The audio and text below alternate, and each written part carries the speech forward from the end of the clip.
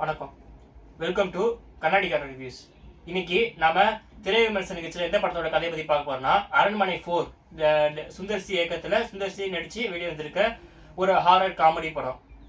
இந்த படத்தோட கதையை பற்றி பார்க்கறதுக்கு முன்னாடி இந்த படத்தோட ஹிஸ்ட்ரியை பார்ப்போம். இந்த படம் அரண்மனை 4 டைட்டில் இருக்கு. அதுக்கு முன்னாடி 3 பார்ட்ஸ் வந்துருச்சு.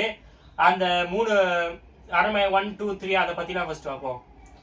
அரண்மனை 1 பார்த்தீங்கன்னா கொஞ்சம் நல்லாவே ரசிக்கிற மாதிரி இருந்துச்சு. சந்தான காமெடி எல்லாம் கலந்து அதில் ஒன்றும் பெருசாக ஸ்டோரிலாம் இல்லை.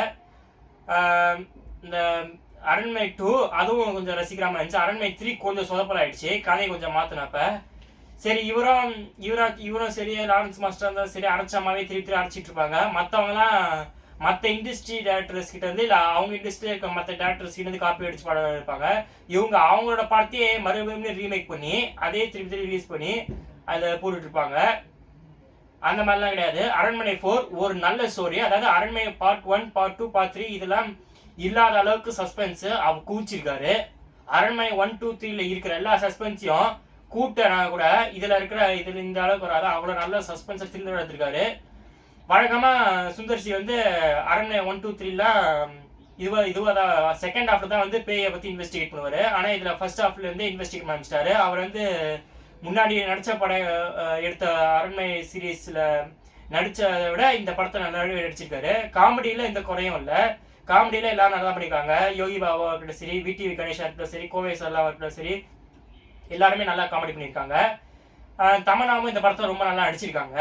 ஒரு அம்மா கேரக்டரில் வருவாங்க, சூப்பராக நடிச்சிருப்பாங்க. ஸோ இந்த படத்தோட கதைக்கு போவோம்.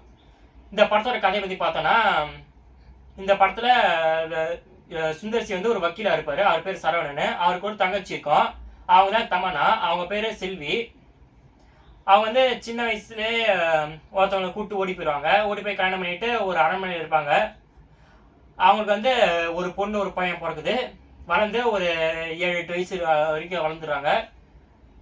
அதுக்கப்புறம் திடீர்னு ஒரு நாள் பாக் அப்படின்ற ஒரு தீய சக்தி தமன்னோட ஹஸ்பண்ட் உடம்புல வருது. அது இப்போ ஒரு குறிப்பிட்ட ஆளை பலி கொடுக்குறோன்னு இருக்கு. அதில் அவங்களோட பொண்ணு ஒரு ஆள் தான். அதனால் அவங்க புருஷனை கொண்டுட்டு அதோட உருவத்தில் ஒரு நாள் வீட்டுக்கு எல்லாத்தையும் எப்படின்னா தமன்னாவை கொண்டுது. ஆனால் தமன்னா எப்படியோ அதை தெரிஞ்சுக்கிட்டு அந்த குழந்தைங்களை காப்பாற்றிடுறாங்க. அதுக்கப்புறம் தமனோட ஆவி அந்த பாக்குன்ற தீய சக்தியை அவன் பொண்ணு நெருங்க விடாம தடுக்கிறாங்க. அதுக்கப்புறம் சுந்தர்சி வராரு. இந்த ஆத்மா போனதுக்கு அப்புறம் அவர் எப்படி அந்த குழந்தைய அந்த தீய சக்தி காப்பாற்ற அந்த படத்தோடைய கதை. இந்த படத்தோட கதையை பத்தி பார்த்தோம்னா இதுதான் இந்த படத்தோட கதை. ஆனா இந்த படத்தோட கதை இது வரைக்கும் தமிழ் சினிமாவில் அவெல்லாம் படம் இவ்வளவு சஸ்பென்ஸா இவ்வளவு பிரம்மாண்டமா இந்த மாதிரி பேப்பர் எடுத்தது இல்லை. இதான் ஃபர்ஸ்ட் டைம். அந்த மாதிரி சூப்பரா எடுத்து வச்சிருக்காரு. பத்தாததுக்கு இந்த படத்தில் எப்பயும் வழக்கமாக 1, 2, 3 அம்மன் சாங் வைப்பார். கடைசியில் ரொம்ப விஎஃப்எக்ஸ் அதெல்லாம் போட்டு அசத்திருப்பார். இந்த படத்துலேயும் அம்மனே வரா மாதிரி காமிச்சிட்டாரு. அதனால் பார்க்கறதுக்கு ரொம்ப நல்லா இருந்துச்சு. இந்த படத்தை யார் போய் பார்க்கலான்னு பார்த்தீங்கன்னா யார் வேணாலும் போய் பார்க்கலாம்.